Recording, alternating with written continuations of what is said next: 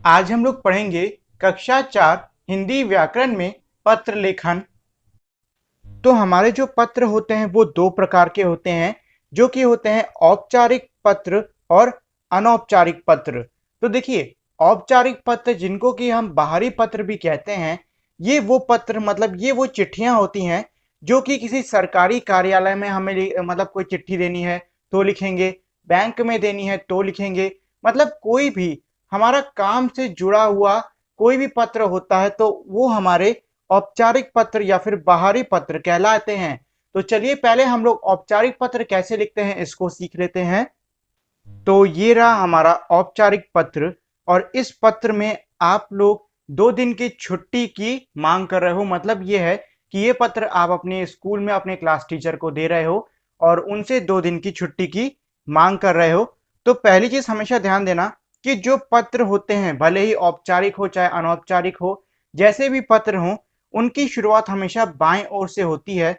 मतलब यह है कि जो पत्र हैं ये हमारे बाएं ओर से शुरू किए जाएंगे और इनमें सबसे ऊपर आप लिखोगे अपना पता, मतलब आपके घर का जो भी पता है वो आप सबसे ऊपर लिखोगे। इसके बाद आप लिखोगे कि तारीख, मतलब ये है कि आप जिस तारीख को भी ये पत्र लिख रहे हो वो तारीख आप लिखोगे दिनांक डालकर। और उसके बाद में फिर आपके जो स्कूल का पता है वो लिखोगे। मान लो कि आप ये पत्र स्कूल में ना देकर बैंक में दे रहे होते तो अब आप क्या करते, ऊपर की दो जो चीजें हैं वो ऐसी की ऐसी ही रहेंगी, लेकिन जो आपके स्कूल का पता है उसकी जगह पे बैंक का पता रख देते। फिलहाल हम लोग अभी स्कूल को लिख रहे हैं तो हम यहाँ पे स्कूल का पूरा नाम और उसका थोड़ा बहुत पता डाल देंगे। वैसे पता नहीं डालोगे तब भी कोई दिक्कत नहीं है, नाम डाल दो और जिस शहर में है वो डाल दो, उतना बहुत होगा।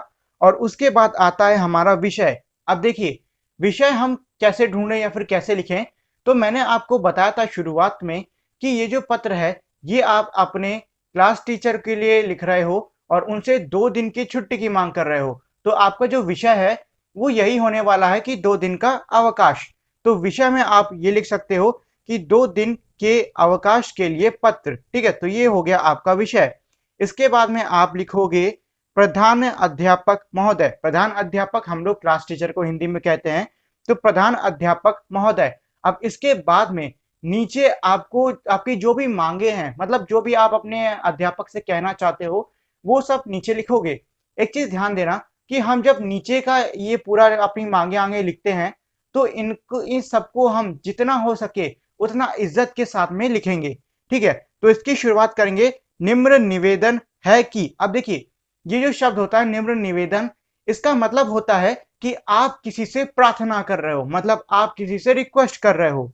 निम्र निवेदन है कि मैं कक्षा 3 का छात्र हूं, मुझे कल से तेज बुखार है, अतः मैं आपकी जो भी आपको जिस तारीख से छुट्टी लेनी है वो तारीख डाल दो। मान लो आपको 10 तारीख से छुट्टी लेनी है तो ये डाल दो कि 10 मार्च 2021 से 12 मार्च 2021 तक विद्यालय नहीं आ पाऊंगा, कृपया कर मुझे 2 दिन का अवकाश देने का कष्ट करें।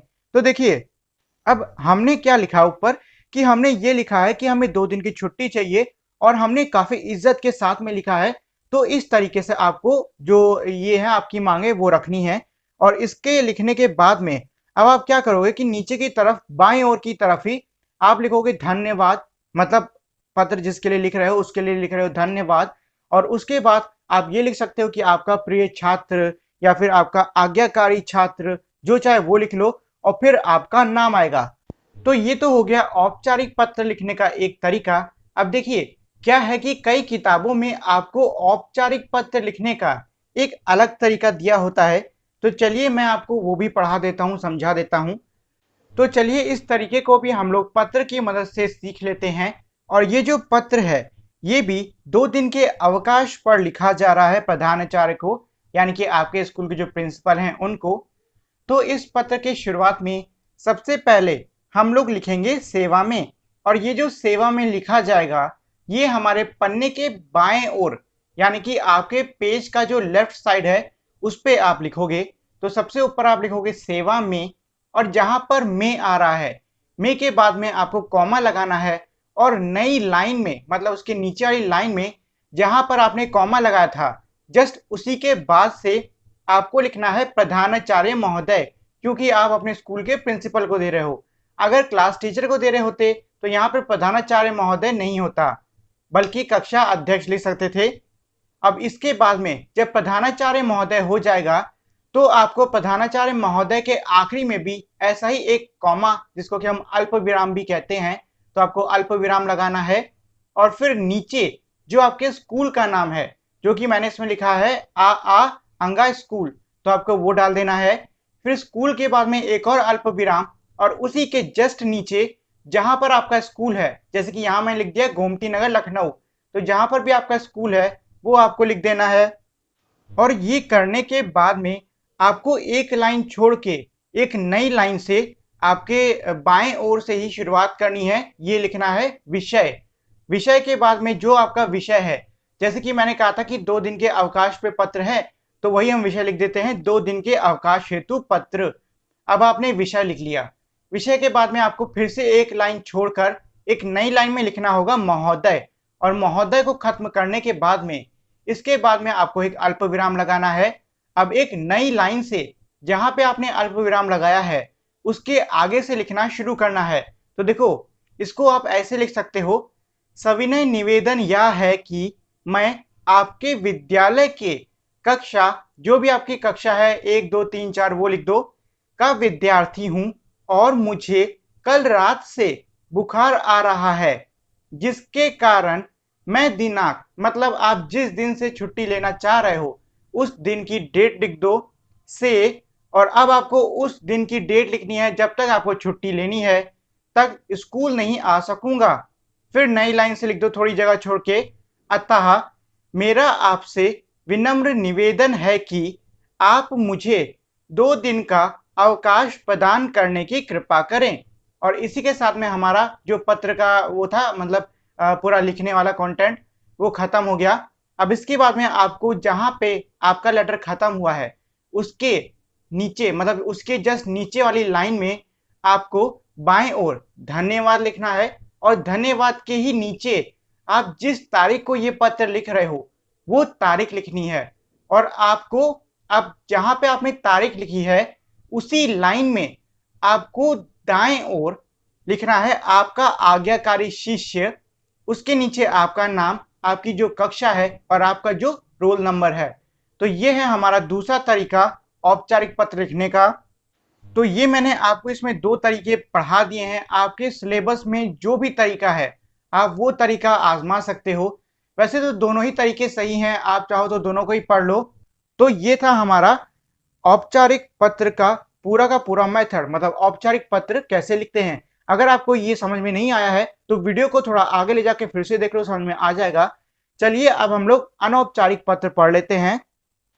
तो जो अनौपचारिक पत्र होते हैं ये हमारे औपचारिक पत्र के उल्टे होते हैं। मतलब ये है कि औपचारिक पत्र हम लोग स्कूल, विद्यालय, हॉस्पिटल या फिर बैंक ऐसी जगहों पे देते थे, लेकिन जो अनौपचारिक पत्र हैं ये हम लोग अपने रिश्तेदारों, अपने दोस्तों, मतलब ये है कि जो हमारे रिलेशन में आते हैं, हमारे आसपास के लोग हैं, उनको देते हैं। तो ये हमारे अनौपचारिक पत्र होते हैं, जिनको कि हम घरेलू पत्र भी कहते हैं। घरेलू का मतलब घर के। तो घर के लोगों को जब हम पत्र लिखते हैं तो वो हमारे घरेलू पत्र कहलाएंगे। और ये जो घरेलू है इसमें आपके रिश्तेदार, दोस्त, ये सब भी आएंगे। तो चलिए अब हम लोग घरेलू पत्र कैसे लिखते हैं ये सीख लेते हैं। तो ये जो अगला पत्र है ये आप अपनी माँ को, मतलब आपकी माता जी हैं उनको लिख रहे हो। और वो इसलिए लिख रहे हो क्योंकि आपकी माता जी काफी समय से घर नहीं आई, मतलब वो कहीं गई थी घूमने के लिए, जैसे गाँव वाँव गई थी और वो घर नहीं लौटी हैं, तो आप घर बुलाने के लिए उनको ये पत्र लिख रहे हो। तो इसकी शुरुआत भी हमारी अनौपचारिक पत्र से ही होगी। मतलब जैसे हमारा अनौपचारिक पत्र की शुरुआत होती है वैसे ही इसकी भी शुरुआत होगी। मतलब सबसे ऊपर आपका पता, मतलब आपके घर का जो भी पता है आप वो डालोगे। जिस तारीख को पत्र लिख रहे हो वो तारीख की दिनांक डालोगे। अब देखिए इसमें एक बदलाव ये है कि हम औपचारिक पत्र में क्या लिखते थे कि आपका पता, दिनांक और आपका स्कूल या फिर बैंक का पता। लेकिन अब आप अपने मम्मी जहां पे गई हैं उसका पता नहीं लिखोगे, बल्कि उसकी जगह पे लिख सकते हो आप प्रिय माँ या फिर मेरी प्यारी माँ। इस तरीके से आप कुछ भी लिख सकते हो।